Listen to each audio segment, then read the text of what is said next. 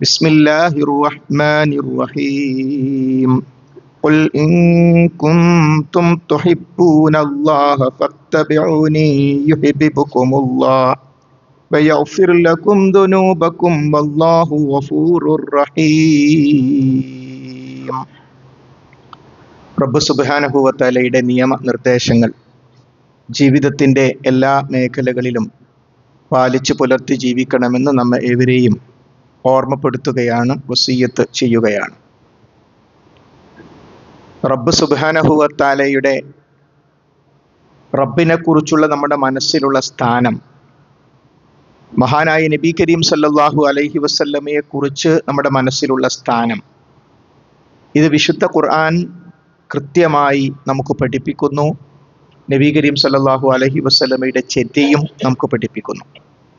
അൽഹംദുലില്ലാഹില്ലദീ അൻസല അലാ അബ്ദിഹിൽ കിതാബ്.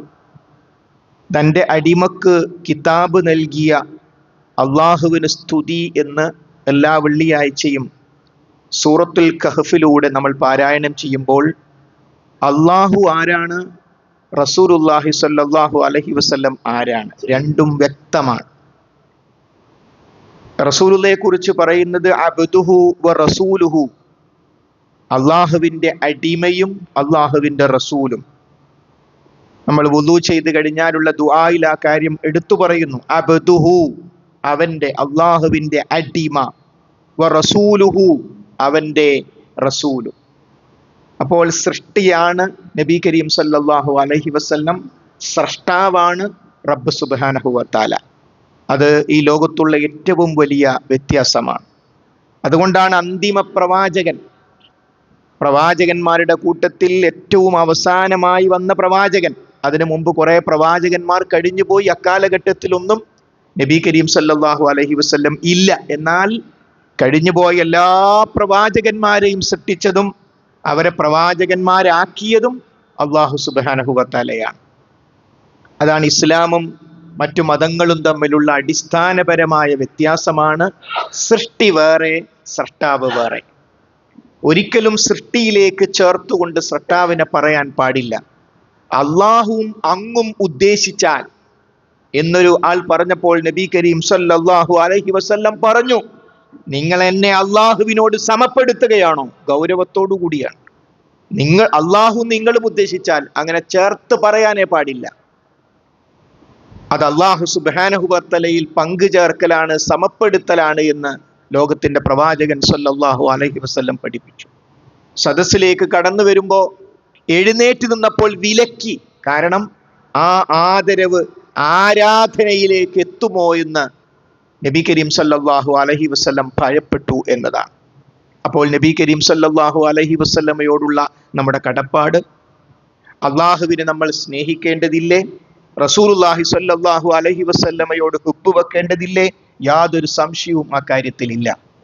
ഇത്തരം കാര്യങ്ങളിൽ ആധികാരികമായ വിവരങ്ങൾ വിശുദ്ധ ഖുർആനും നബി കരീം സല്ലല്ലാഹു അലൈഹി വസല്ലമയുടെ ചര്യയും നമുക്ക് നൽകുന്നു. വിശുദ്ധ ഖുർആൻ സൂറത്ത് ആൽ ഇമ്രാൻ 3-ാം അധ്യായത്തിലെ 31-ാമത്തെ ആയത്ത്.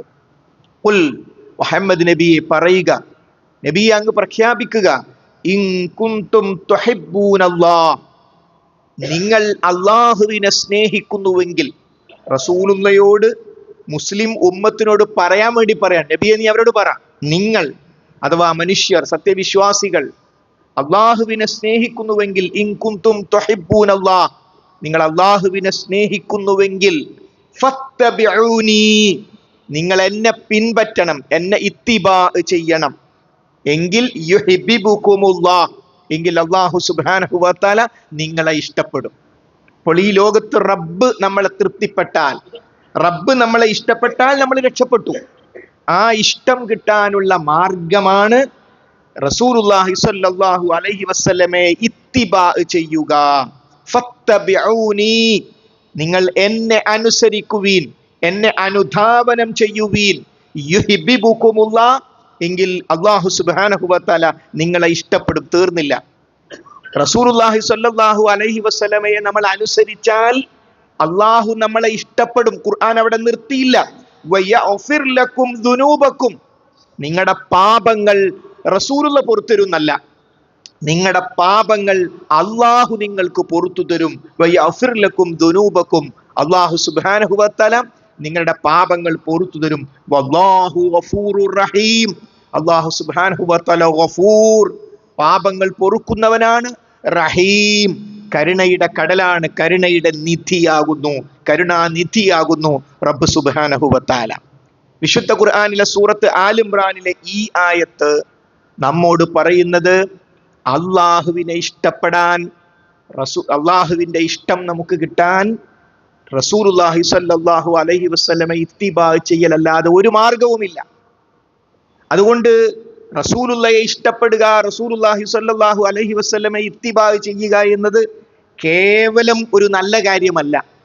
മറിച്ചൊരു മനുഷ്യന് സ്വർഗത്തിൽ പ്രവേശിക്കണമെങ്കിൽ, നരകത്തിൽ നിന്ന് രക്ഷപ്പെടണമെങ്കിൽ നിർബന്ധമായും ഉണ്ടാകേണ്ട കാര്യമാണ് ഇത്തിബാഉർ റസൂൽ, നബി കരീം സല്ലല്ലാഹു അലൈഹി വസല്ലമയെ ഇത്തിബാ ചെയ്യുക എന്നത്. സൂറത്തുൻ നിസാഇൽ അല്ലാഹു സുബ്ഹാനഹു വ തആല പഠിപ്പിച്ചു, മൻ യുതഇർ റസൂല ഫഖദ് അതാ അല്ലാഹ്. ആരെങ്കിലും അള്ളാഹുവിന്റെ റസൂലിനെ അനുസരിച്ചാൽ അവൻ അള്ളാഹുവിനെ അനുസരിച്ചു. അപ്പൊ അള്ളാഹുവിനെ അനുസരിക്കൽ നമുക്ക് നിർബന്ധമാണ്. അങ്ങനെ അള്ളാഹിനെ അനുസരിക്കണം, ഒറ്റ മാർഗ്ഗമേ ഉള്ളൂ, നബി കരീം സല്ലല്ലാഹു അലൈഹി വസല്ലമയെ അനുസരിക്കുക. അള്ളയും റസൂലും വെവ്വേറെ നമ്മൾ നേരത്തെ പറഞ്ഞു. അള്ളാഹു സൃഷ്ടാവാണ്, നബി കരീം സല്ലല്ലാഹു അലൈഹി വസല്ലം അള്ളാഹുവിന്റെ അടിമയും അള്ളാഹുവിന്റെ റസൂലുമാകുന്നു. അപ്പോൾ അള്ളാഹുവിന്റെ റസൂലിനെ അനുസരിച്ചാൽ അള്ളാഹുവിനെ അനുസരിച്ചു. കാരണം നബി കരീം സല്ലല്ലാഹു അലൈഹി വസല്ലമ കൽപ്പിക്കുന്ന, അനുസരിക്കാൻ വേണ്ടി നമ്മോട് പറയുന്ന കാര്യങ്ങൾ അവിടുത്തെ ബുദ്ധിയിൽ നിന്ന്, ചിന്തയിൽ നിന്ന് എടുത്തു പറയുന്നതല്ല, മറിച്ച് ഇൻ ഹുവ ഇല്ലാ വഹ്യുൻ യുഹാ, അത് വഹയിന്റെ അടിസ്ഥാനത്തിലാണ്. ഇടത്തോട്ടാണ് തുപ്പേണ്ടത് എന്നത് റസൂലുള്ളാഹി സ്വല്ലല്ലാഹു അലൈഹി വസല്ലം പഠിപ്പിച്ച കാര്യമാണ്. അത് റസൂൽ ഇങ്ങനെ ആലോചിച്ചിരുന്നാ പിന്നെ തുപ്പുന്ന കാര്യത്തിൽ ഒരു നിയമം പഠിപ്പിക്കണമല്ലോ, അത് ഇടത്തായിക്കൊള്ളട്ടെ എന്ന് റസൂലുള്ള ചിന്തിച്ചുണ്ടാക്കിയതല്ല. വമാ യന്തിഖു അനിൽ ഹവാ, നിങ്ങളുടെ സഹോദരൻ തന്നിഷ്ടപ്രകാരം സംസാരിക്കുന്നവനല്ല. ഇൻ ഹുവ ഇല്ലാ വഹ്യുൻ യുഹാ, അത് വഹയിന്റെ അടിസ്ഥാനത്തിലാണ്. വഹയിൽ ഒന്നാമത്തത് വിശുദ്ധ ഖുർആനാണ്. വിശുദ്ധ ഖുർആൻ റസൂലുള്ളാഹിയുടെ വാചകങ്ങളല്ല, അത് അല്ലാഹു സുബ്ഹാനഹു വ തആല വഹയിലൂടെ ജിബ്രീൽ അലൈഹിസ്സലാം മുഖേന നബി കരീം സല്ലല്ലാഹു അലൈഹി വസല്ലം കൊടുക്കുന്ന ഖൈറുൽ കലാമാണ്. കലാമുകളിൽ വെച്ച് ഏറ്റവും നല്ല കലാം കലാമുല്ലാഹ്, അള്ളാഹുവിന്റെ കലാമാണ്. അതോടുകൂടി ഇസ്ലാം അവസാനിക്കുന്നില്ല, മറിച്ച് ആ കലാമിന്റെ വിശദീകരണമായി നബി കരീം സല്ലല്ലാഹു അലൈഹി വസല്ലമക്ക് ഖുർആൻ അല്ലാത്ത വഹയികളുണ്ട്. ആ വഹയാണ് ഹദീസ് എന്ന് പറയുന്നത്. അത് വിശുദ്ധ ഖുർആൻ തന്നെ പഠിപ്പിച്ചു, അത്തിയുല്ലാഹ വ അത്തിയുർ റസൂൽ, നിങ്ങൾ അള്ളാഹുവിനെ അനുസരിക്കണം, അള്ളാഹുവിന്റെ റസൂലിനെ അനുസരിക്കണം. ഇനി നിങ്ങൾക്കിടയിൽ അഭിപ്രായ വ്യത്യാസം ഉണ്ടായാലോ, ഫഇൻ തനാസഅതും ഫീ ഷൈഇൻ ഫറുദ്ദൂഹു ഇലല്ലാഹി വർ റസൂൽ, നിങ്ങൾ അള്ളാഹുവിലേക്കും അവന്റെ പ്രവാചകനിലേക്കും മടക്കണം. അപ്പൊ റസൂലുള്ള വഫാത്തായാലും റസൂലുള്ളയിലേക്ക് മടക്കാൻ പറ്റും. ഖിയാമത്ത് നാൾ വരെ ഉള്ളതാണ് ഖുർആൻ. ഫഇൻ തനാസഅതും ഫീ ഷൈഇൻ, നിങ്ങൾ 2025 അള്ളാഹുവിന്റെ ദീനുമായി ബന്ധപ്പെട്ട ഒരു വിഷയത്തിൽ അഭിപ്രായ വ്യത്യാസത്തിലായി എങ്കിൽ നിങ്ങൾ എന്ത് ചെയ്യണം? ഫഇൻ തനാസഅതും ഫീ ഷൈഇൻ ഫറുദ്ദൂഹു ഇലല്ലാഹി വർ റസൂൽ, അള്ളാഹുവിലേക്കും അവന്റെ പ്രവാചകനിലേക്കും മടക്കണം. റസൂലുള്ളാഹി സ്വല്ലല്ലാഹു അലൈഹി വസല്ലം അള്ളാഹുവിന്റെ കാരുണ്യത്തിലേക്ക് യാത്രയായി, ലോകത്താർക്കും തർക്കമില്ല, അവിടുന്ന് വഫാത്തായി. റബീഉൽ അവ്വൽ 12-നാണ് റസൂലുള്ള വഫാത്തായത് എന്ന കാര്യത്തിലും ലോകത്താർക്കും തർക്കമില്ല. അപ്പോൾ റബീഉൽ അവ്വൽ 12-ന് റസൂലുള്ളാഹി സ്വല്ലല്ലാഹു അലൈഹി വസല്ലം അള്ളാഹുവിലേക്ക് യാത്രയായി. ഇപ്പോഴും നമ്മൾ ഓതുന്നു, നിങ്ങൾക്കിടയിൽ അഭിപ്രായ വ്യത്യാസം ഉണ്ടായാൽ അള്ളാഹുവിലേക്കും അവന്റെ പ്രവാചകനിലേക്കും മടക്കണം. അതിന്റെ അർത്ഥം എന്താ? എല്ലാ മുഫസ്സിരീങ്ങളും അഹ്ലുസ് സുന്നത്തി വൽ ജമാഅത്തിന്റെ മുഴുവൻ മുഫസ്സിരീങ്ങളും ഒന്നടങ്കം പറഞ്ഞു, അതിന്റെ അർത്ഥം വിശുദ്ധ ഖുർആനിലേക്കും റസൂലുള്ളാഹി സ്വല്ലല്ലാഹു അലൈഹി വസല്ലമയുടെ ചര്യയിലേക്കും മടക്കുക എന്നതാണ് അതിന്റെ അർത്ഥം എന്ന്. അപ്പോൾ അല്ലാഹു സുബ്ഹാനഹു വ തആലയുടെ ഇഷ്ടം നമുക്ക് കിട്ടണമെങ്കിൽ ഈ നമ്മളിവിടെ ഉദ്ധരിച്ച 3-ാം അധ്യായത്തിലെ 31-ാമത്തെ ആയത്ത് വിശദീകരിച്ചുകൊണ്ട് മഹാന്മാരായ മുഫസ്സിരീങ്ങൾ രേഖപ്പെടുത്തുന്നു, ലോകത്തുള്ള മുഴുവൻ പ്രവാചകന്മാരും ഇന്ന് ജീവിച്ചിരിപ്പുണ്ടെന്ന് കരുതുക, എങ്കിൽ അവരൊക്കെയും അള്ളാഹുവിന്റെ റസൂലിനെ അനുസരിക്കേണ്ടിയിരുന്നു എന്ന്. അങ്ങനെ സംഭവിക്കില്ല. എല്ലാവർക്കും ദീർഘായുസ് കൊടുത്തിട്ട് മുഴുവൻ മനുഷ്യന്മാർ ഈ ലോകത്തുണ്ടെന്ന് കരുതുക, എങ്കിൽ റസൂലുള്ളാഹിക്ക് നുബുവത്ത് കിട്ടിയതോടുകൂടി അന്ന് ജീവിച്ചിരിക്കുന്ന അന്ന് മറ്റു പ്രവാചകന്മാർ ജീവിച്ചിരിപ്പുണ്ടെങ്കിൽ അവരും അള്ളാഹുവിന്റെ റസൂലിനെ അനുസരിച്ചിരിക്കണം. അത്രമാത്രം ഗൗരവമുള്ള കാര്യമാണ് നബി കരീം സല്ലല്ലാഹു അലൈഹി വസല്ലമയെ ഇത്തിബാ ചെയ്യുക എന്നത്. ഇത് പറയാൻ കാരണം ചിലർക്കൊക്കെ അത് ഹദീസല്ലേ, അത് സുന്നത്തല്ലേ, എന്തോ അത്ര പ്രാധാന്യമൊന്നുമില്ലാത്തൊരു കാര്യം പോലെയാണ് പലപ്പോഴും റസൂലുള്ളാഹി സ്വല്ലല്ലാഹു അലൈഹി വസല്ലമയുടെ നടപടിക്രമങ്ങളെ പലരും മനസ്സിലാക്കാറുള്ളത്. അങ്ങനെയല്ല. വിശുദ്ധ ഖുർആൻ അനുസരിച്ച് ജീവിക്കണോ, ഹദീസ് പഠിച്ചേ പറ്റൂ, മനസ്സിലാക്കിയേ പറ്റൂ. നമസ്കരിക്കാൻ ഖുർആനിലുണ്ട്, വർക്കഊ ഖുർആനിലുണ്ട്, വസ്ജുദൂ ഖുർആനിലുണ്ട്. എന്നാൽ ആ നമസ്കാരത്തിന്റെ കൈഫിയത്ത് എങ്ങനെ? ജുമ എന്തുകൊണ്ട് നമ്മൾ 2 നിസ്കരിക്കുന്നു? എല്ലാ ദിവസവും ഈ സമയത്ത് 4 റക്അത്തല്ലേ, ഇതെങ്ങനെ 2 എങ്ങനെ? അസർ 4 ഖുർആനിലുണ്ടോ? അസർ 4 റക്അത്താണെന്ന് നിസ്കരിക്കണമെന്ന് ഖുർആനിലുണ്ട്. അഖീമുസ്സലാ ഖുർആനിലുണ്ട്. അഖീമുസ്സലാ എന്ന ആയത്ത് ആരാണോ ഓതിത്തന്നത് ആ നബി കരീം സല്ലല്ലാഹു അലൈഹി വസല്ലം നമസ്കാരത്തിന്റെ രൂപം നമുക്ക് പഠിപ്പിച്ചു. ഏതുവരെ? നമസ്കരിച്ചതിന് ശേഷം റസൂലുള്ള ഒരു അനുചരനോട് പറഞ്ഞു, ലം യുസല്ലി, നീ നമസ്കരിച്ചിട്ടില്ല, ഫർജി, പോയി മടക്കി നിസ്കരിക്കും എന്ന് പറഞ്ഞു. വീണ്ടും നിസ്കരിച്ചു, നീ നമസ്കരിച്ചിട്ടില്ല എന്ന് പറഞ്ഞു. എന്തേ കാര്യം? അവന്റെ നമസ്കാരത്തിൽ അവൻ ചെയ്യുന്ന കർമ്മങ്ങളിൽ അടങ്ങി താമസിക്കുന്നില്ല. സുച്ചിട്ടതുപോലെ റുക്കൂം സുജൂദും അങ്ങനെ നടന്നുകൊണ്ടിരിക്കുകയാണ്. ഇത് പറ്റില്ല എന്ന് പറഞ്ഞു. അപ്പോൾ സമയല്ലാഹു ലിമൻ ഹമിദ, അല്ലാഹു അക്ബർ പറ്റില്ല. സമയല്ലാഹു ലിമൻ ഹമിദ, അവിടെ നിക്കവിടെ, അതൊരു നൃത്തമാണ്. അത് നമസ്കാരത്തിന്റെ സുപ്രധാനമായ ഒരു കാര്യമാണ്. സമയല്ലാഹു ലിമൻ ഹമിദ എന്ന് പറഞ്ഞ് അവിടെ നിൽക്കണം, അടങ്ങി താമസിക്കണം. നേരെ സുജൂദിലേക്ക് പോകണം. പെട്ടെന്ന് നീ ഇടലിത്തത്തിലേക്ക് പോകരുത്. അവിടെ അവിടെ അടങ്ങി താമസിക്കണം. എന്നിട്ട് വീണ്ടും വരണം. നീ വരണം ഇടയിലിരുത്തത്തിലേക്ക്. എന്നിട്ട് സ്പ്രിങ് പോലെ ആടരുത്. ഇരിക്കവിടെ എന്നിട്ട് പറയാനുള്ളത് പറയണം. അഥവാ ഈ കാര്യം നബി കരീം സല്ലല്ലാഹു അലൈഹി വസല്ലം ഒരു അനുചരനെ പഠിപ്പിക്കുകയാണ്. അപ്പോൾ സഹോദരങ്ങളെ, ഇതൊക്കെ ചെയ്താൽ നല്ല കാര്യങ്ങളാ? അല്ല. നബി കരീം സല്ലല്ലാഹു അലൈഹി വസല്ലമാണ് ഖുർആൻ നമുക്ക് എത്തിച്ചത്. ആ ഖുർആനിന്റെ പ്രാവർത്തിക രൂപമാണ് നബി കരീം സല്ലല്ലാഹു അലൈഹി വസല്ലമയുടെ ചര്യ എന്ന് പറയുന്നത്. അതുകൊണ്ട് ഹബീബിന്റെ ചര്യയില്ലാതെ നമുക്ക് ഇസ്ലാം അനുസരിച്ച് മുന്നോട്ട് പോകാനേ സാധ്യമല്ല. എല്ലാറ്റിൻ്റെയും തത്വവും ആശയവും വിശുദ്ധ ഖുർആനിലുണ്ട്. അതിന്റെ വിശദീകരണമുള്ളത് നബി കരീം സല്ലല്ലാഹു അലൈഹി വസല്ലമയുടെ ചര്യയിലാണ്. അതുകൊണ്ട് റസൂലുള്ളയുടെ ചര്യയെ ഇത്തിബാ ചെയ്യുക എന്നത് ഒരു വ്യക്തിയുടെ നിർബന്ധമായ ബാധ്യതയാണ്. റസൂലുള്ളാഹി സ്വല്ലല്ലാഹു അലൈഹി വസല്ലമയുടെ അനുചരൻ പള്ളിയിൽ വെച്ച് വിതുമ്പിക്കരയുന്നു. കുട്ടികളൊക്കെ കരയുന്നത് പോലെ മുതിർന്ന ഒരാൾ കരയുന്നു. റസൂലുള്ളാഹി സ്വല്ലല്ലാഹു അലൈഹി വസല്ലം ചോദിച്ചു, എന്താണ് പ്രശ്നം? അപ്പോൾ പറഞ്ഞു, അള്ളാന്റെ റസൂലേ, ഞാനിപ്പോ ജീവിച്ചിരിക്കുന്നു, അങ്ങും ജീവിച്ചിരിക്കുന്നു, അങ്ങയുടെ അടുത്തിരിക്കാൻ, അങ്ങയെ നേരിട്ട് കാണാൻ ഞങ്ങൾക്ക് സാധിക്കുന്നു. എന്നാൽ ഞാൻ ഒരു കാര്യത്തെക്കുറിച്ച് ചിന്തിച്ചപ്പോഴാ കരഞ്ഞു പോയത്, നിങ്ങളും വഫാത്തായി, ഞാനും മരിച്ചു. പരലോകത്തെത്തുമ്പോൾ നിങ്ങളൊക്കെ ഉന്നതമായ പദവിയിലാകില്ലേ? ആ സന്ദർഭത്തിൽ അങ്ങയോടൊപ്പം ഇരിക്കാൻ കഴിയില്ലല്ലോ എന്നാലോചിച്ചിട്ടാണ് ഞാൻ കരഞ്ഞു പോയത്. മഹാനായ നബി കരീം സല്ലല്ലാഹു അലൈഹി വസല്ലം ആ സ്വഹാബിയെ സമാധാനിപ്പിച്ചു. നീ സുജൂദുകൾ വർദ്ധിപ്പിച്ചുകൊണ്ട് എന്നെ സഹായിക്കുക, എങ്കിൽ നമുക്ക് ഒന്നിച്ച് സ്വർഗത്തിലെത്താം. സുജൂദ് എന്നത് ഒരു പ്രയോഗമാണ്. നമസ്കാരം അള്ളാഹുവിലേക്ക് അടുത്തുകൊണ്ട് ഇബാദത്തുകൾ വർദ്ധിപ്പിച്ചുകൊണ്ട് നീയും അള്ളാഹുവിലേക്ക് അടുക്കുക, എങ്കിൽ നമുക്ക് ഒന്നിച്ച് സ്വർഗത്തിലെത്താം എന്ന്. അപ്പോൾ സുന്നത്തുകൾ വർദ്ധിപ്പിച്ച് റസൂലുള്ള പഠിപ്പിച്ച കാര്യങ്ങൾ ജീവിതത്തിൽ പകർത്തിയാൽ റസൂലുള്ളാഹി സ്വല്ലല്ലാഹു അലൈഹി വസല്ലമയോടൊപ്പം നമുക്ക് സ്വർഗത്തിലെത്താൻ സാധിക്കും. അതുകൊണ്ട് ഇത്തിബാഉർ റസൂൽ നമ്മുടെയൊക്കെ ജീവിതത്തിൽ എത്രമാത്രം ഉണ്ട് എന്ന് നമ്മളെല്ലാവരും പരിശോധിക്കണം. ഒരു വ്യക്തി, സഹോദരന്മാരെ, ബോധമുള്ള മുഴുവൻ സമയത്തും ഇത്തിബാഉർ റസൂൽ വേണം. നമുക്ക് ബോധമുണ്ടോ? നമ്മൾ ഉറക്കിൽ നിന്ന് എഴുന്നേൽക്കുന്നു, ഉറക്കത്തിൽ നമ്മുടെ ശരീരത്തിന്റെ മുകളിലൂടെ ഒരു പാമ്പ് കയറി ഇറങ്ങിപ്പോയാലും നമ്മൾ അറിയില്ല, നമുക്ക് ബോധമില്ല. എന്നാൽ ബോധം തെളിഞ്ഞ ഉടനെ പറയണം, അൽഹംദുലില്ലാഹ്, അല്ലാഹുവിനാകുന്നു സ്തുതി, അല്ലദീ അഹ്യാനാ ബഅദമാ അമാതനാ വഇലൈഹിൻ നുശൂർ.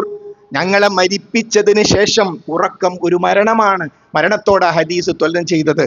ഞങ്ങളെ മരിപ്പിച്ചതിന് ശേഷം വീണ്ടും ജീവിപ്പിച്ച അള്ളാഹുവിന് സ്തുതി തീർന്നില്ല. ഉറങ്ങി എഴുന്നേറ്റ ഉടനെ മിസ്വാക്ക് ചെയ്യും മുമ്പ്, സുബഹി നമസ്കരിക്കും മുമ്പ് സ്വന്തത്തോട് പറയുന്നു ഇലൈഹിൻ നുശൂർ, അവന്റെ അടുത്തേക്കാണ് മടക്കം. ഇപ്പൊ ഒരു ചെറിയൊരു മടക്കം രാത്രി മടങ്ങി ഒരുറക്ക്, അതിപ്പോ കഴിഞ്ഞു. എന്നാൽ വേറൊരു ഉറക്കുണ്ട്, ഈ ലോകത്തേക്ക് തിരിച്ചു വരാത്ത ഒരു ഉറക്കമുണ്ട്. പരലോകത്തെക്കുറിച്ച് സ്വന്തത്തോട് പറഞ്ഞിട്ടാ ഒരു വ്യക്തിയുടെ ജീവിതം രാവിലെ തുടങ്ങുന്നത്. പരലോകത്തെ സ്വന്തം ഇലൈഹിൻ നുശൂർ, റബ്ബിന്റെ അടുത്തേക്കാണ് മടക്കം. ആ റബ്ബിന്റെ അടുത്തേക്കുള്ള മടക്കത്തെ സ്വന്തം ഓർമ്മിപ്പിച്ചിട്ട് ജീവിതം തുടങ്ങുന്നു. അതാണ് ഇത്തിബാഉർ റസൂൽ. അതാ പറഞ്ഞത്, ബോധമുള്ള മുഴുവൻ സമയത്തും നബി കരീം സല്ലല്ലാഹു അലൈഹി വസല്ലം പഠിപ്പിച്ച കാര്യങ്ങളെ ഇത്തിബാ ചെയ്താൽ യുഹിബ്ബുകുമുല്ലാഹ്, അള്ളാഹുവിന്റെ ഇഷ്ടം നിങ്ങൾക്ക് ലഭ്യമാകും എന്ന്. ഇനി നമ്മുടെ ജീവിതത്തിലേക്ക് നമ്മൾ ഇന്ന് ബസ്സിലിരിക്കുമ്പോൾ, ട്രെയിനിലിരിക്കുമ്പോൾ, നമ്മൾ ഒറ്റയ്ക്ക് ഇരിക്കുമ്പോൾ, ജീവിതത്തിന്റെ ഏത് രംഗം എടുത്തോളൂ സഹോദരി സഹോദരന്മാരെ, ആ രംഗത്തൊക്കെ ഇത്തിബാഉർ റസൂലുണ്ട്. മാതാപിതാക്കളാണോ പെട്ടെന്ന് ഓർമ്മ വരുന്നത് എങ്കിൽ നബി കരീം സല്ലല്ലാഹു അലൈഹി വസല്ലം അവിടെ പഠിപ്പിച്ചത്, മാതാപിതാക്കളുടെ കോപത്തിലാണ് അള്ളാഹുവിന്റെ കോപം, മാതാപിതാക്കളുടെ തൃപ്തിയിലാണ് അള്ളാഹുവിന്റെ തൃപ്തി. അപ്പൊ എന്ത് എല്ലാം ഇല്ല അവിടെ. മാതാപിതാക്കളുടെ കോപത്തിലാണ് അള്ളാഹുവിന്റെ കോപം, മാതാപിതാക്കളുടെ തൃപ്തിയിലാണ് അള്ളാഹുവിന്റെ തൃപ്തി. വിശുദ്ധ ഖുർആനിൽ വളരെ കുറച്ചു പ്രാർത്ഥനകളെ ഉള്ളൂ. പക്ഷേ റബ്ബിർഹംഹുമാ കമാ റബ്ബയാനി സഗീറാ, മാതാപിതാക്കൾക്ക് വേണ്ടി പ്രാർത്ഥിക്കേണ്ട പ്രാർത്ഥന ഖുർആൻ പഠിപ്പിച്ചു. ഈത്തിദാലിലെ പ്രാർത്ഥനയും ഇടയിലിരുത്തത്തിലെ പ്രാർത്ഥനയും ഖുർആനിലില്ല. അതിന്റെ അർത്ഥം അതിന് പ്രാധാന്യമില്ല എന്നല്ല. പക്ഷേ മാതാപിതാക്കൾക്ക് എന്തു പ്രാർത്ഥിക്കണമെന്ന വാചകം പോലും വിശുദ്ധ ഖുർആൻ നമുക്ക് പഠിപ്പിച്ചു. മഹാന്മാരായ സ്വഹാബികൾ രേഖപ്പെടുത്തിയത് കാണാം. കുറ്റം ചെയ്ത ഒരു അടിമ ക്രൂരനായ യജമാനനോട് സംസാരിക്കുന്നത് പോലെയാണ് ഞങ്ങൾ ഞങ്ങളുടെ മാതാപിതാക്കളോട് സംസാരിച്ചത് എന്ന്. ഒരു യജമാനൻ ക്രൂരനാണെങ്കിൽ ഇനി ആ പണിക്കാരൻ ഒരു തെറ്റും ചെയ്തു പോയി, എത്ര വിനയത്തോടു കൂടിയായിരിക്കും അങ്ങനെയാ ഉമ്മയോട് സംസാരിക്കേണ്ടത്, അങ്ങനെയാ ഉപ്പയോട് സംസാരിക്കേണ്ടത്. ആ സംസാരിക്കേണ്ട രീതി സൂറത്ത് ഇസ്രായിൽ മാതാപിതാക്കൾക്കുള്ള ബാധ്യതകൾ നിർവഹിക്കുന്നിടത്ത്, ഹദീസുകൾ വിശദീകരിക്കുന്നിടത്ത് നമുക്ക് കാണാൻ സാധിക്കും. നമ്മുടെ മനസ്സിലേക്ക് ഇണയെക്കുറിച്ച് ഓർമ്മ വന്നോ എങ്കിൽ അതൊരു കരാറാണ്. ഒരു ഭാര്യയുടെ കീഴിൽ ഒരു ഭർത്താവും ഒരു ഭർത്താവിനോടൊപ്പം ഒരു ഭാര്യയും ഉണ്ടെങ്കിൽ അതൊരു കരാറാണ്. മീസാഖൻ ഖലീല, ശക്തമായ കരാർ. ഒരാൾ നല്ലവനാണോ ചീത്തയാണോ എന്ന് നിങ്ങൾക്ക് മനസ്സിലാക്കാൻ അവന്റെ വീട്ടുകാരോട്, അവളുടെ വീട്ടുകാരോട് ചോദിച്ചാൽ മതി എന്നാണ്. ഭാര്യയോടുള്ള പെരുമാറ്റം, ആ പെരുമാറ്റമാണ് ഞാനും നിങ്ങളും നല്ലവളാണോ എന്ന് മനസ്സിലാക്കാൻ ഇണകളോടുള്ള പെരുമാറ്റം. ഏത് രംഗമാണ് നമ്മുടെ മനസ്സിൽ വരുന്നത്? നമ്മളൊരു യാത്ര പോകുന്നു, 2 പേർ ഇരിക്കുന്നു, 2 പേർക്കേ ആ സീറ്റുള്ളൂ. നമുക്ക് ആ സീറ്റ് കിട്ടണം, അവിടെ ഒരു അഡ്ജസ്റ്റ് ചെയ്യണം. അതിൽ നമ്മളെ പരിചയമുള്ള ഒരാളുണ്ട്, അവിടെയുമുണ്ട് റസൂലുള്ളാഹി സ്വല്ലല്ലാഹു. ഇരിക്കാൻ പറ്റില്ല. ഒരുത്തൻ നമ്മളോടൊപ്പം ഉണ്ട്, നമ്മൾ ഭൂരിപക്ഷം അവിടെ ഇരുന്ന. പക്ഷേ രണ്ടാമത്തെ ആള് പെർമിഷൻ തരണം, ഇവിടെ നിന്ന് ഇരുന്നോട്ടെ, ആരും സ്വാഭാവികമായിട്ട് ഇരിക്കണ്ടെന്ന് പറയില്ല. അല്ലാതെ ഞാൻ ഈ ന്യൂനപക്ഷം അവിടെ അടുത്തിരുന്നോ, ഞങ്ങൾ 2 ആൾ അവിടെ നേതാവ് എന്ന് പറയാൻ പറ്റില്ല. ആ 2 പേർ ഇരിക്കുന്നിടത്ത് മൂന്നാമതൊരാൾ ഇരിക്കണമെങ്കിൽ ആ രണ്ടാമത് പരിചയമില്ലാത്ത വ്യക്തിയുടെ സമ്മതം വേണം എന്ന് മഹാനായ നബി കരീം സ്വല്ലല്ലാഹു അലൈഹി വസല്ലം പഠിപ്പിച്ചു. വായ്പ വേണം. വായ്പ അങ്ങനെ വാങ്ങി കൊണ്ടുപോകാൻ പറ്റില്ല, എഴുതണം. ഇന്ന ദിവസം 25,000 രൂപ ഇന്നാൾക്ക് കൊടുത്തു, പോരാ, സാക്ഷി ഒപ്പിടണം. താഴെ സാക്ഷി ഒപ്പിടണം, മനസ്സിലാകും ഞാൻ അങ്ങനെ 25,000 വാങ്ങിയിരുന്നു, അത് മുമ്പ് വാങ്ങി തന്നല്ലോ, ആകെ കൺഫ്യൂഷനായി, ഇവന്റെ പൈസ പോവാണ്. അവിടെ രേഖ വേണം. വിശുദ്ധ ഖുർആനിലെ ഏറ്റവും വലിയ ആയത്ത് സൂറത്തു ബഖറയിലെ അവസാന ഭാഗത്ത് ഒരു പേജ് മുഴുവൻ ആയത്തുദ്ദൈൻ, കടവുമായി ബന്ധപ്പെട്ട അവിടെ ഈ എഴുത്തിന്റെ കാര്യം പ്രത്യേകം എടുത്തു പറയുന്നു. ഇങ്ങനെ ഏത് വിഷയം എടുത്തോളൂ, ഒരു മരണ വീട്ടിലേക്ക് നമ്മൾ കയറി വരുന്നു, അവിടെ ഇത്തിബാഉർ റസൂൽ ഉണ്ട്.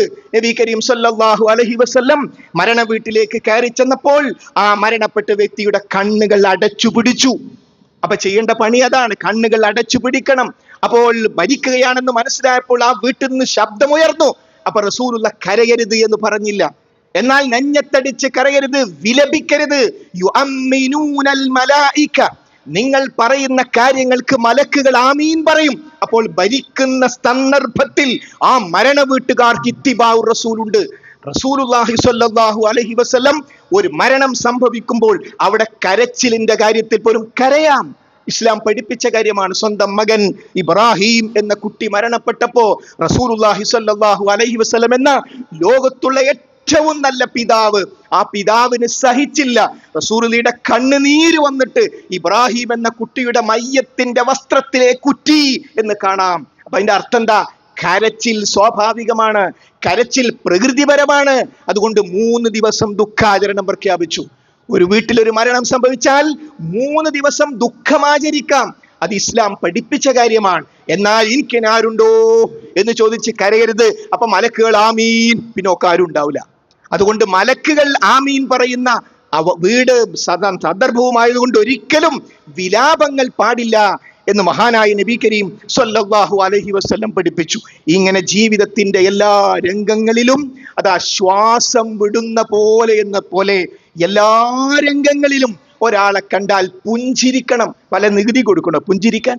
എടോ, ഒന്ന് ചിരിക്കാൻ എന്താ മുടക്കം? ഇങ്ങനെ മുഖം കറുപ്പിച്ച് നടക്കുന്ന ഒരു മനുഷ്യൻ നമ്മുടെ മുമ്പിലേക്ക് വന്നതാ, ഒന്ന് ചിരിച്ചോ. അത് ഒരിക്കലും കൃത്രിമമായ ചിരിയല്ല.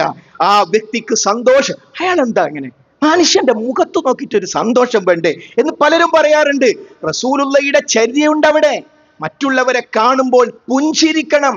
സത്യവിശ്വാസികളാണോ സലാം പറയണം, പോരാ കൈകൾ തമ്മിൽ സ്പർശിക്കണം, ഷെയ്ക്ക് ഹാൻഡ് കൊടുക്കണം. എന്തെല്ലാം നിയമങ്ങൾ സഹോദരങ്ങളെ! ഇങ്ങനെ നമ്മളൊരു വീട്ടിലേക്ക്, നമ്മുടെ വീട്ടിലൊരാൾ അതിഥിയായി എത്തി, സന്തോഷിക്കണം. വലിയ കൂലി കിട്ടുന്ന കാര്യമാണ്, പരലോക വിശ്വാസത്തിന്റെ അടയാളമാണ് അതിഥിയെ ആദരിക്കുക എന്നത്. അങ്ങനെ ജീവിതത്തിന്റെ സകല നിഖില മേഖലകളിലും നബി കരീം സ്വല്ലല്ലാഹു അലൈഹി വസല്ലമയുടെ ചര്യ നമ്മുടെ ജീവിതത്തിൽ പകർത്തണമെങ്കിൽ പഠിക്കണം. ഹദീസ് ബുഹാരി എന്ന് കേട്ടിട്ടില്ലേ? ഉണ്ട്. മുസ്ലിം എന്ന് കേട്ടിട്ടില്ലേ? നസായി, ഇബ്നു മാജ, തുർമുദി. അതെ, അതൊക്കെ നമ്മുടെ നാട്ടിൽ കിട്ടുന്ന ഗ്രന്ഥങ്ങളാ. അതിന്റെ പരിഭാഷയും കിട്ടും.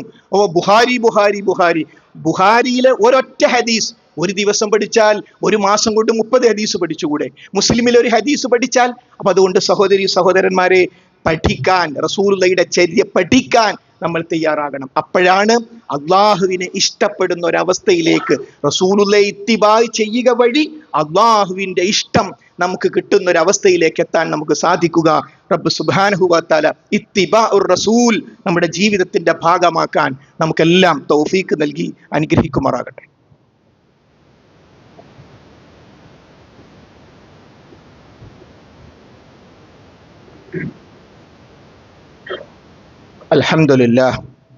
അൽഹംദുലില്ലാഹി റബ്ബിൽ ആലമീൻ വസ്സലാത്തു വസ്സലാമു അലാ റസൂലിഹിൽ അമീൻ വഅലാ ആലിഹി വസഹ്ബിഹി അജ്മഈൻ. അമ്മാ ബഅദ്. ഒരിക്കൽ കൂടി റബ്ബ് സുബ്ഹാനഹു വ തആലയുടെ നിയമനിർദ്ദേശങ്ങൾ ശ്രദ്ധിക്കണം, സൂക്ഷിക്കണമെന്ന് ഓർമ്മപ്പെടുത്തുകയാണ്. സഹോദരന്മാരെ, മഹാനായ നബി കരീം സല്ലല്ലാഹു അലൈഹി വസല്ലമയെ സ്നേഹിക്കുക, ആദരിക്കുക എന്നത് ജീവിതത്തിന്റെ ഭാഗമാണ് എന്ന് പറയുമ്പോൾ തന്നെ ലോകത്തൊരു കക്ഷി തന്നെ ഉണ്ടായത് ഈ സ്നേഹത്തെ ദുരുപയോഗം ചെയ്തുകൊണ്ടാണ്. ഇസ്ലാമിനെ നശിപ്പിക്കുവാൻ വേണ്ടി എല്ലാ പണികളും ജൂതന്മാർ ചെയ്തു നോക്കി. വിശുദ്ധ ഖുർആന് സമാനമായ ആയത്ത് കൊണ്ടുവരാൻ ആയത്തുണ്ടോ നോക്കി, പക്ഷെ ആയത്ത് ആർക്കാർ? അൽ ഫീലു മൽ ഫീൽ വമാ അദ്റാക മൽ ഫീൽ. വലിയ ജൂത പണ്ഡിതന്മാർ, അറബി പണ്ഡിതന്മാരുണ്ട്. ആൾക്കാർ ഇത് മനുഷ്യന്മാർ കാണിക്കാൻ പറ്റും, ഇത് ഖുർആനിലുള്ള വേറൊരു ആയത്ത് പോലെ ഉണ്ടല്ലോ, വേറെ സൂറത്ത് പോലെ ഉണ്ടല്ലോ. അങ്ങനെ അവർ പരാജയപ്പെട്ടു. അങ്ങനെ പരാജയപ്പെട്ട ജൂതന്മാർ ഇസ്ലാമിനെ നശിപ്പിക്കാൻ വേണ്ടി ഉപയോഗിച്ചത് പ്രവാചക സ്നേഹമാണ്. അബ്ദുല്ലാഹിബ്നു സബ എന്ന് പറയുന്ന ജൂതനെ വേഷം മാറ്റി ചാരനാക്കി മുസ്ലിം സമൂഹത്തിലേക്ക് വിട്ടു. അദ്ദേഹം ചെന്ന് ജനങ്ങളോട് സംസാരിക്കാൻ തുടങ്ങി. റസൂലുള്ളാഹിയെ കുറിച്ച്, അവിടുത്തെ കുടുംബത്തെ കുറിച്ച് വാദോരാതെ സംസാരിക്കാൻ തുടങ്ങി. ജനങ്ങളൊക്കെ അടുത്തു. ഭയങ്കര സംസാരമാണ്, ഭയങ്കര ക്ലാസ്സാണ്, പ്രവാചകനെ കുറിച്ചാ പറയുന്നത്. അങ്ങനെ ജനങ്ങളൊക്കെ ഏകദേശം ബ്രെയിൻ വാഷ് ചെയ്യപ്പെട്ടു. എന്നെ വിശ്വസിക്കുന്ന ഒരു അവസ്ഥയിൽ എത്തി എന്ന അവസ്ഥയിൽ എത്തിയപ്പോൾ അദ്ദേഹം ഒരു ചോദ്യം ചോദിച്ചു. അള്ളാഹുവിന്റെ റസൂൽ സ്വല്ലല്ലാഹു അലൈഹി വസല്ലം കരളിന്റെ കഷ്ണം എന്ന് പറഞ്ഞ ഫാത്തിമ റളിയല്ലാഹു അൻഹയെ വിവാഹം ചെയ്ത അലിയാരല്ലേ യഥാർത്ഥത്തിൽ 1ാമത്തെ ഖലീഫയാകേണ്ടിയിരുന്നത്? അദ്ദേഹം വിചാരിച്ചത് ജനങ്ങളൊക്കെ അത് ശരിയാ, ഒരൊറ്റ കുട്ടിയും സ്വഹാബത്ത് റളിയല്ലാഹു അൻഹും അവരാരും അത് സമ്മതിച്ചില്ല. കാരണം അവർ അബൂബക്കർ സിദ്ദീഖ് റളിയല്ലാഹു അൻഹു അടക്കമുള്ള ആളുകളെ നേരിട്ട് കണ്ടവരാ. അതുകൊണ്ട് ഇത്രയൊക്കെ ക്ലാസ് എടുത്ത് ഞാൻ പറയുന്നത്, പിഴപ്പിക്കാൻ ഉപയോഗിച്ച ആയുധം പ്രവാചക സ്നേഹമാണ്, പ്രവാചക കുടുംബത്തോടുള്ള സ്നേഹമാണ്. അബ്ദുല്ലാഹിബ്നു സബ എന്ന ജൂതൻ ഷീഅത്തു അലി, അലിയുടെ കക്ഷി എന്ന ജൂത സൃഷ്ടിയെ, അലിയുടെ കക്ഷി എന്ന ജൂത സൃഷ്ടിയെ അലിയാർ അത് അംഗീകരിക്കുന്നില്ല. അബ്ദുല്ലാഹിബ്നു സബഇനെ വധിക്കാൻ വേണ്ടി വിധിച്ച ആളാണ് മഹാനായ അലി ഇബ്നു അബീ ത്വാലിബ് റളിയല്ലാഹു അൻഹു. അവിടുത്തെ പേരിലായി ഈ കക്ഷി ഉണ്ടാക്കിയത്. അവിടെ മുസ്ലിം സമൂഹത്തിലേക്ക് വന്ന എല്ലാ അന്ധവിശ്വാസങ്ങളുടെയും ബേസ് പോയി നോക്കിയാൽ അത് ജൂതായിസത്തിൽ ഷിയായിസത്ത് ഖബർ പൂജ, ഖബർ പൂജ നമുക്ക് കാണാം. എറണാകുളത്ത് ജൂതന്മാരുടെ ഖബർ, എല്ലാ ഖബറും കെട്ടിപ്പൊന്തിച്ചതാണ്. ആ ഖബർ കെട്ടിപ്പൊന്തിക്കൽ അവരിന്ന് വന്നതാണ്.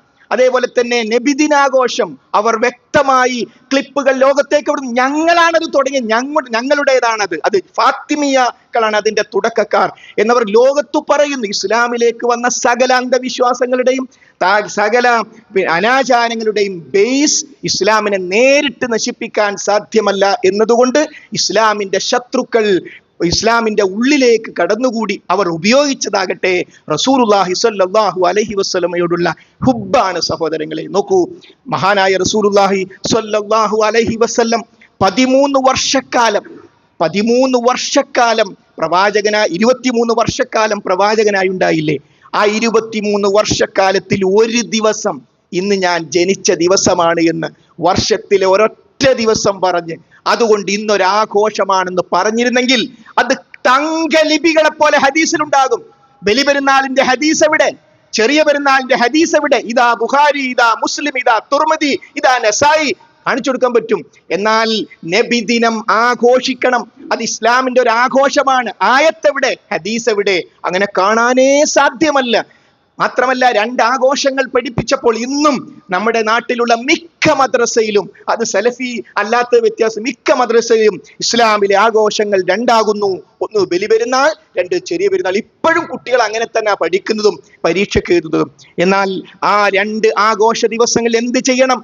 ബലിപെരുന്നാൾ ദിവസം ഭക്ഷണം കഴിക്കാതെയാണ് ഈദ്ഗാഹിന് അല്ലെങ്കിൽ പള്ളിയിലേക്ക് പോകേണ്ടത് എന്നും, അന്ന് 2 റക്അത്ത് നമസ്കാരമുണ്ടെന്നും, ഒന്നാമത്തെ റക്അത്തിൽ 7ഉം രണ്ടാമത്തിൽ 5ഉം തക്ബീറുകൾ വർദ്ധിപ്പിക്കണമെന്നും, അന്നൊരു ഖുതുബ പ്രത്യേകമായിട്ടുണ്ടെന്നും, അന്ന് കുടുംബ സന്ദർശനങ്ങൾ വർദ്ധിപ്പിക്കണമെന്നും, ബലിമൃഗത്തെ അറുക്കണമെന്നും, അത് അയ്യാമു തശ്രീഖിന്റെ അഥവാ ദുൽഹജ്ജ് 13ന്റെ അസർ വരെ പറ്റുമെന്നും ഈ കാര്യങ്ങളൊക്കെ ഹദീസിലുണ്ട്. ചെറിയ പെരുന്നാളാണെങ്കിൽ അല്പം ഭക്ഷണം കഴിച്ചുകൊണ്ടാണ് പോകേണ്ടതെന്നും, അതേപോലെ തന്നെ നമസ്കാരത്തിന് മുമ്പ് ഫിത്ർ സക്കാത്തിന്റെ ധാന്യം അർഹരായ ആളുകൾക്ക് എത്തിയിരിക്കണം തുടങ്ങിയ അന്നത്തെ തക്ബീർ പെരുന്നാളോടുകൂടി, പള്ളിയോടുകൂടി, ഈദ്ഗാഹ് കൂടി അവസാനിച്ചു. ബലിപെരുന്നാളിന്റെ തക്ബീർ 3 ദിവസം നീണ്ടു നിൽക്കും. ശരി, ഈ ദിവസം ചെയ്യേണ്ട കാര്യങ്ങൾ, അന്ന് കുളിക്കണം, അത് സുന്നത്താണ്, പെരുന്നാളിന്റെ സുന്നത്താണത്, എല്ലാം ഹദീസിലുണ്ട്. ഒരൊറ്റ ചോദ്യം, 1 മിനിറ്റ്, ഒരു കടലാസ് ഒന്ന് പറയേ, നബി ദിനത്തിന്റെ സുന്നത്ത് എന്തൊക്കെയാണ് പറയും? അന്ന് കുളിക്കണോ? നബി ദിനത്തിന്റെ അന്ന് കുളിക്കണോ? അന്ന് പള്ളി പോണോ? എന്താ ചെയ്യ? അന്ന് എന്താ ദിക്ർ ചെല്ലേണ്ടത്? ചോദിച്ചാളും കേട്ടാളും മുഖത്തോട് മുഖം നോക്കി നിൽക്കും. അതിന്റെ അർത്ഥം എന്താ? അങ്ങനെയൊന്ന് ഹബീബായ നബി കരീം സ്വല്ലല്ലാഹു അലൈഹി വസല്ലം പഠിപ്പിച്ചിരുന്നെങ്കിൽ അവിടുത്തെ ഹയാത്ത് കാലത്ത് അത് ഉണ്ടാകുമെന്ന് മാത്രമല്ല, ഹദീസിൽ കൃത്യമായി നമുക്ക് കാണാമായി കഴിഞ്ഞില്ല. മഹാനായ അബൂബക്കർ സിദ്ദീഖ് റളിയല്ലാഹു അൻഹു ഖിലാഫത്ത് ഏറ്റെടുത്തു. ആരാ ഭരണാധികാരി? റസൂലുള്ളാഹി സ്വല്ലല്ലാഹു അലൈഹി വസല്ലമയുടെ സന്തത സഹചാരിയാണ് ഖലീഫ. അന്ന് നബിദിനം ഉണ്ടായിരുന്നോ? ശേഷം മഹാനായ ഉമർ ഇബ്നുൽ ഖത്താബ് റളിയല്ലാഹു അൻഹു വന്നു, ഉണ്ടായിരുന്നോ? എത്രയോ വർഷം അവിടുന്ന് ഖലീഫയായിരുന്നല്ലോ, ഇല്ല. 4 ഖലീഫമാരുടെ കാലത്തുണ്ടായിരുന്നോ? ഇല്ലെന്ന് എല്ലാവരും സമ്മതിക്കുന്നു.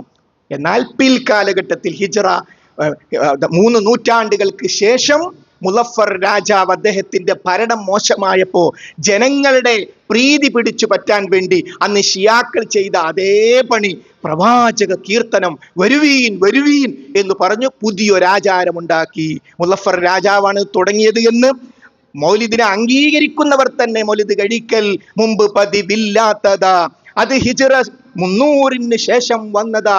മുളഫർ എന്ന് പറയുന്നത് നല്ലൊരു രാജാവാണ്, അദ്ദേഹമാണ് മൗലിദ് തുടങ്ങിയത് തുടങ്ങിയ കാവ്യങ്ങൾ നമ്മുടെ നാട്ടിൽ എല്ലാവരും അത് ചൊല്ലിക്കൊണ്ടിരിക്കുന്നു, അത് അംഗീകരിക്കുന്നവർ തന്നെ. അപ്പൊ സഹോദരന്മാരെ, റസൂലുള്ളാഹി സ്വല്ലല്ലാഹു അലൈഹി വസല്ലമയോ സ്വഹാബത്തോ പഠിപ്പിക്കാത്ത 4 ഇമാമിയങ്ങൾ, എത്രയോ മദ്ഹബിൻ ഇമാമിയങ്ങളുണ്ട്, 4 ഇമാമിയങ്ങളുടെ വാചകം ഒരു കഷണം ആർക്കും എവിടുന്നും കിട്ടില്ല. അപ്പൊ അതുകൊണ്ട് നമ്മുടെ ബുദ്ധിയിൽ അത് നല്ലതല്ലേ എന്ന് ചോദിച്ചാൽ മാത്രമല്ല, ഈ പുതിയ ആചാരം ഉണ്ടാക്കുമ്പോൾ അതിന്റെ പേര് ബിദ്അത്ത് എന്നാണ്. പുണ്യം കിട്ടുമെന്ന ഉദ്ദേശത്തോടുകൂടി ദീനിൽ പുതിയൊരു ആചാരം ഉണ്ട്. നല്ല ഉദ്ദേശം, സ്വർഗത്ത് പോകണം, നരകത്ത് പോകണം. സുബ്ഹാനല്ലാഹ് 33 50 ആക്കി. ഒറ്റ ഉദ്ദേശം, നമ്മളൊക്കെ പാപികളാണ് സഹോദരൻ, ഒരാൾ പ്രസംഗിക്കുകയാണ്. അതുകൊണ്ട് സഹോദരൻ ഇന്ന് മുതൽ എല്ലാവരും സുബ്ഹാനല്ലാഹ് 50 പ്രാവശ്യം ചെല്ലണം. അപ്പൊ തർക്കായി, നല്ലതല്ലേ, നിങ്ങളെന്ത് ആവശ്യമില്ലാത്തതിൽ ഇടപെടാൻ പോണ്? നല്ലത് 50 അല്ലെന്നല്ല ഉപരി പറഞ്ഞിട്ടുള്ളൂ. 50 പറ്റില്ല, 34 പോലും പറ്റില്ല, 33 പറ്റൂ.